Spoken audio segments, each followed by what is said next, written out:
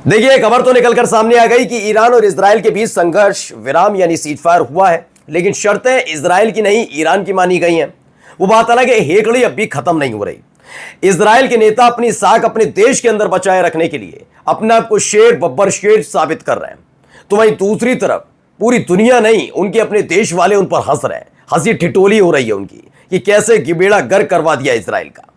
यही नहीं, आज मैं आपको दिखाने जा रहा हूं कि जाते जाते ईरान ने कितना नुकसान इजराइल का किया। यही नहीं, इजराइल में किस तरह के हालात बने हैं, क्या गृहयुद्ध वहां हो सकता है। और बड़ी खबर यह है कि ये जो सीजफायर ईरान और इजराइल के बीच हुआ है, सिर्फ यहीं तक बात सीमित नहीं है। खबर यह है कि अब इजराइल से अंदर से ही आवाज उठने लगी है कि इतने दिनों से 20 महीने से चल रहा गजा के साथ संघर्ष भी यहीं इसी वक्त खत्म कर दीजिए। और सरकार बहुत ज्यादा डरी हुई है अपने ही नागरिकों से। लेकिन बात आज इजराइल और अमेरिका की नहीं होगी, केवल बात होगी अपने देश की मीडिया की भी। आज मैं उनकी हरकतें दिखाऊंगा। जिस बात को अमेरिकन जानते हैं, जिस बात को इजरायली जानते हैं, उस बात से अलग हटकर अभी भी इजराइल और अमेरिका को अपना डैडी घोषित कर रखा है हमारे देश की मीडिया ने। क्या कैसे क्या दिखा रहे हो, दिखाता हूं अभी। नमस्कार, मैं हूं प्रज्वल गौतम और आप देख रहे हैं the live TV. The live TV, सच सबसे आगे। शुरुआत पहले मैं करता हूं प्रेस टीवी की इस खबर के साथ। आईआरजीसी कमांडर ने यूएस को ऑन किया historic lesson in case of repeated aggressions. America के लिए एक संदेश भिजवाया। अमेरिका से कह दिया, जो आईआरजीसी के कमांडर हैं, कि ऐसा फिर से दोबारा पलटवार हम करेंगे अगर सबक इसी बार से नहीं लिया तो। यानी दोबारा अगर हमला करने की कोशिश की तो यकीन मानकर चलिए बख्शेंगे कतई नहीं। यह स्पष्ट कर दिया गया आईआरजीसी के कमांडर की तरफ से, ठीक है ना। आईआरजीसी के कमांडर से कर दिया। अब ये कुछ तस्वीरें मैं आपको दिखा भी देता हूं, क्योंकि सीज फायर से फौरन पहले की ये तस्वीरें हैं। इजराइल की मीडिया ने कहा at least 4 troop killed in latest Iranian attack on occupied territories. बताया गया 4 लोग मारे गए। दरअसल एक के बाद एक 4 किश्तों में हमला हुआ था आज में इजराइल में। काफ़ी नुकसान वहाँ पर हुआ। उस तरह की तस्वीरें भी निकल कर सामने आई। काफ़ी कुछ चीज़ें वहाँ पर हुई थी और हमने तस्वीरें भी देखी। पहले वो तस्वीरें इसलिए दिखा रहा हूँ क्योंकि अब हरकतें दिखाने जा रहा हूँ। पहले इनको देख लीजिए, क्या कबाड़ में गाड़ियाँ तब्दील हो गई हैं, तमाम चीज़ें वहाँ पर हो रही हैं। उन्होंने कहा यकीन मानकर चलिए, खुद अब एक है फाइनेंस मिनिस्टर है इजराइल को, कह रहे हैं कि हाँ वाकई इस सुबह सवेरे बड़ी बुरी खबर हमने सुन ली। ये देखिए हालात, कई इमारतें तो हैं लेकिन ज़्यादातर बिखरी पड़ी हैं। बहुत बुरे हालात बना दिए इजराइल के। इसको पूरी दुनिया देख रही है, पूरी दुनिया मान भी रही है कि हाँ यार ये बात तो माननी पड़ेगी, हालत तो ख़राब हो गई। खैर, बात हालत की नहीं है, अभी हालत से इतर जो चीज़ें हैं वो आपको मैं दिखाने जा रहा हूँ। पहले ये देखिए, हमारे देश की मीडिया आज तक न्यूज़ चैनल की अभी एक रिपोर्टर गई हुई थी इजराइल, और यकीन मानकर चलिए इजराइल में इजरायली ईरान के हमले से उतना डरे हुए नहीं थे जितनी हमारे आज तक की जो पत्रकार वहां पर जाकर पूरा कोट बोट सर पर तंबू बंबू लगाकर रिपोर्टिंग कर रही थी। आपको याद होगा जब इजराइल और गजा के बीच संघर्ष चल रहा था, हमारी एक अभूतपूर्व बहुत शानदार जो हमारी एंकर हैं वो मैडम भी वहां गई थी और ज़मीन पर लेट कर रही थी और लोग हंस रहे थे इजराइल के कि कर क्या रही है। ऐसे वो भी करने गई थी। अब इस आज तक की देखिए, इजराइल से जंग के बाद क्या ढह जाएगा इस्लामिक शासन, अब क्या होगा ईरान का भविष्य। अच्छा, ये खबर थोड़े दिन पहले की होती, कभी और की होती तो मैं सुन भी लेता। 24 जून की है, 1:15 की है। और मैं सैल्यूट करता हूं ऐसे पत्रकारों को, ऐसे संस्थान को, और जिस प्रोड्यूसर ने लिखा है उसको भी। अगर प्रोड्यूसर ने लिख भी दिया नई नवेला है तो कम से कम उसकी स्क्रिप्ट को पढ़ना चाहिए था। वरना मैं कहता हूं कि आज तक अनपढ़ों की फौज नहीं है, चाटुकारों की है। ये मुसलमानों से कितना चिढ़ता है आप समझिएगा। इजराइल से जंग के बाद क्या ढह जाएगा इस्लामिक शासन। पहले वो तो 1-1.15 बजे तक क्लियर हो गया था कि ईरान नहीं मान रहा था इजराइल की बात। इजराइल तो बार बार सीज फायर की बात कह रहा था, अमेरिका भी सीज फायर की बात कह रहा था, ईरान नहीं मान रहा था। तो क्या ढह जाएगा अमेरिकियों का शासन, क्या ढह जाएगा यहूदियों का शासन, ये नहीं लिखा जाएगा। आपकी नीति रीति कैसी लिखनी है, और फिर अपने आप को पत्रकार कहते हैं। इनसे घिनौना कोई नहीं हो सकता। हाल ही में मीम बहुत चला था, शायद आप तक नहीं पहुंचा।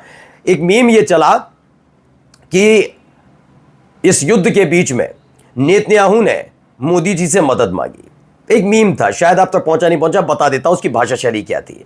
उस मीम में यह था कि नेतन्याहू ने मोदी जी से मदद मांगी और मदद में उन्होंने हथियार नहीं मांगे, कोई नैतिक या कूटनीतिक रणनीति नहीं मांगी। उन्होंने मदद में हमारे देश की मीडिया मांगी कि आप अपने आगे मीडिया वाले दे दीजिए, जब भारत और पाकिस्तान के बीच संघर्ष चल रहा था ऐसी ही रिपोर्टिंग करानी है उनको भी ऐसी ही रिपोर्टिंग करानी थी जिससे ईरान के आधे से ज़्यादा शहरों पर कम से कम मीडिया के जरिए ही कब्जा कर लिया जाए। अब ये मीम इसलिए चलता है क्योंकि इन्होंने अपनी नाक कटवा रखी है, शर्म तो आती नहीं है बेशर्मों को। अब देखिए क्या खबर है, द सेवियर की खबर है, इनसे भी कम इजरायली डिफेंस मिनिस्टर अपनी साख बचा रहे हैं। इनको पता है कि इनके खिलाफ कभी भी जनता का गुस्सा भड़क सकता है।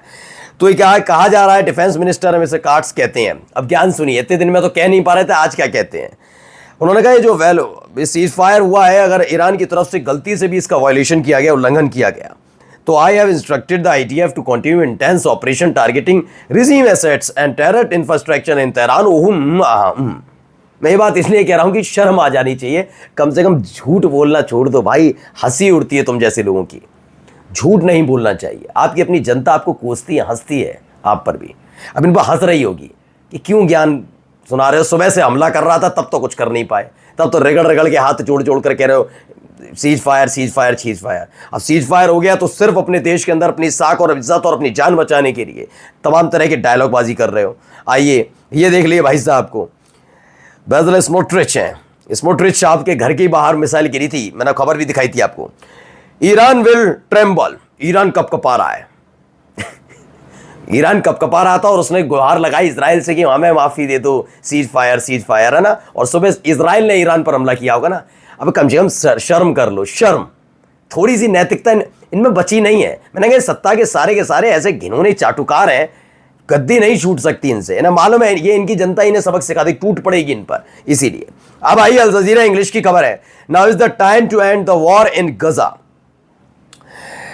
यायर गोलान लीडर है ये, और इन्होंने कहा, पोजीशन की लीडर है यायर लैपिड है अर्ज, यानी उन्होंने यायर लैपिड और यायर गोलान है, उन्होंने कहा कि इजरायली गवर्नमेंट से, बेंजामिन नेतन्याहू से, कि बिल्कुल सही वक्त है ईरान के सीज फायर के साथ साथ आप गजा को लेकर भी बड़ा फैसला ले ही लीजिए, यानी गजा के साथ भी जल्द ही युद्ध विराम का ऐलान भी हो सकता है।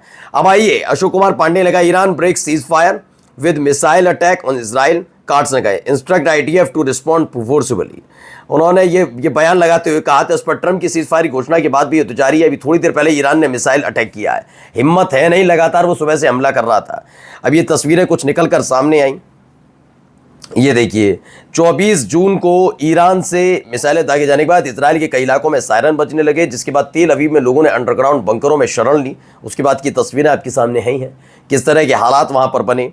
ये देखिए द एसोसिएट प्रेस की खबर है, फिलिस्तीन विटनेस है, अभी हाल ही में देखिए क्या किया। An hospital says Israeli forces open fire to hundreds of people waiting for 8 trucks in central Gaza, 25 लोग मारे गए। देखिए अभी अपनी हरकतों से बाज नहीं आ रहा इजराइल, अभी उसकी हालत खराब हो चुकी है। फिर वही काम वो इजराइल गजा के अंदर कर रहा है।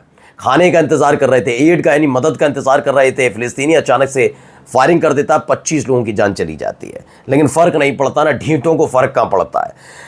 द क्रेडल की खबर है, Israeli has killed at least 51 Palestinians in attack across the Gaza strips since dawn today, 32 of whom were seeking humanitarian aid. सोचिए 32 लोगों की मौत तब हो गई जब वो सुविधा का इंतजार कर रहे थे, ट्रक का इंतजार कर रहे थे। तब कुल मिलाकर 51 फिलिस्तीनियों की मौत हो गई है। ये अपने आप में बड़ी खबर है। और देखिए इजराइल के विपक्षी नेता हैं लिबरमैन, उन्होंने कहा घायल शेर को छोड़ना नहीं चाहिए, ईरान से फिर होगा युद्ध।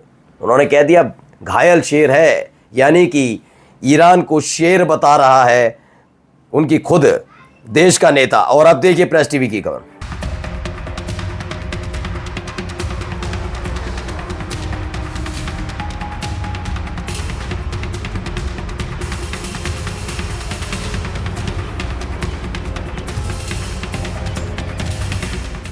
A land where aggressors have find no refuge।